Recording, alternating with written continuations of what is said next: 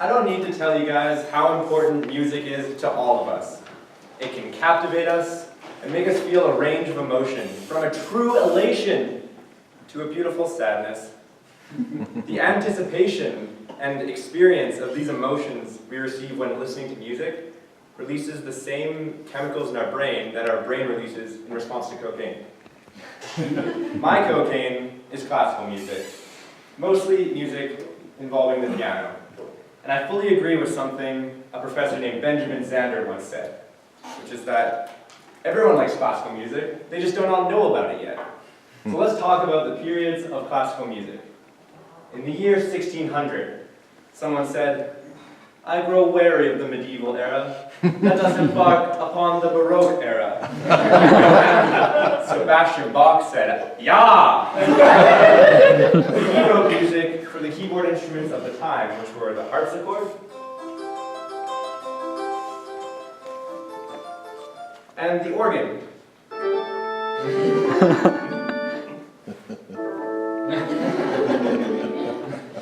Now, these songs translate really well to the piano, which is what I like about the piano, is all music actually translates really well to it. When I think of Bach, I think of complexity. He maybe would introduce a voice which would be the main theme or subject of the piece. And then a second voice would join in to answer that subject.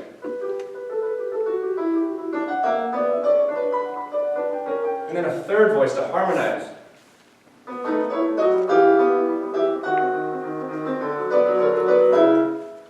And the way that these voices would connect with each other and play throughout a song is very interesting.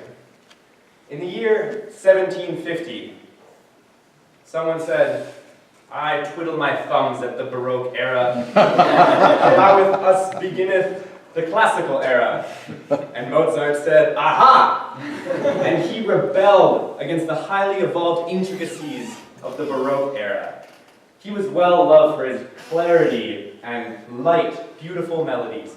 He presented the call and response form of music much more clearly than Bach did.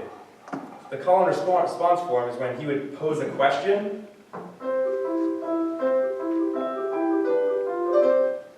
and we're all wondering, well, don't just leave us hanging, Mozart, what's the answer? So it was very satisfying to listen to. Beethoven, also in the classical era, was a stark contrast to the pristine life of Mozart. He was filled with angst and frustration at society. His father was an alcoholic who beat him. And when he initially started performing symphonies, people didn't like him because they would go to the symphony expecting to hear a light, beautiful melody like Mozart.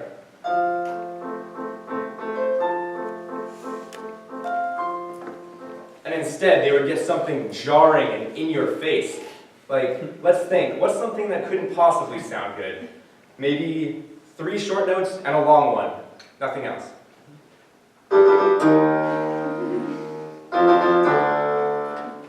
And it wasn't until later we realized Beethoven's genius. It wasn't in a beautiful melody, but it was what he did with that simple theme, 3 short notes and a long one. How he developed it over an entire symphony.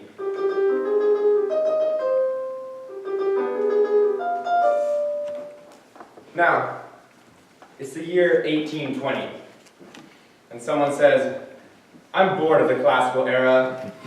Let us begin the romantic era." And Frédéric Chopin says, "Indeed." And he rebelled against the strict time signatures of the classical era, where the classical musicians thought that keeping time was the most important part of the music. He popularized a technique called rubato, where you can borrow time from one measure and put it in another. This notion allowed him to express passion and emotion in his music. And he's my favorite composer, and that's what got me into classical music. I'm going to play with an emphasized rubato, one of Chopin's nocturnes.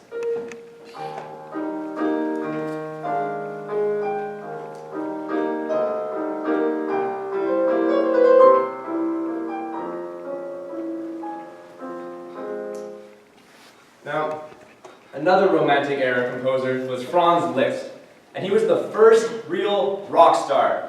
He turned the piano into a solo performance instrument, and he was the first person to travel internationally and attract large crowds and plenty of damsels to see him perform. He romanticized this idea of solo piano performance. You might recognize his Hungarian Rhapsody from popular cartoons like Tom and Jerry and Looney Tunes.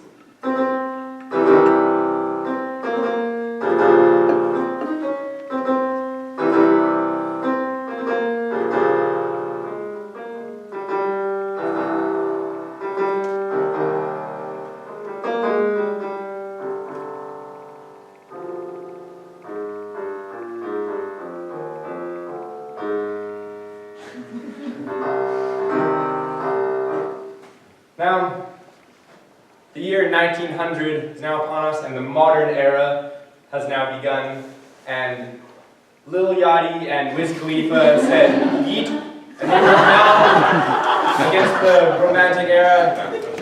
But the music scene exploded at this point, and there's too much to talk about. Now, if any of you ever feel bad, maybe you have trouble concluding something, maybe you have trouble ending, like, how do I end my speech? Well, don't feel bad, because Beethoven was criticized for not knowing how to properly end his symphonies. He would just endlessly bang out chords. And now I'm in an interesting position here, because I get to choose the note that we end Theater 150 on. I leave you with the conclusion of Beethoven's Fifth Symphony.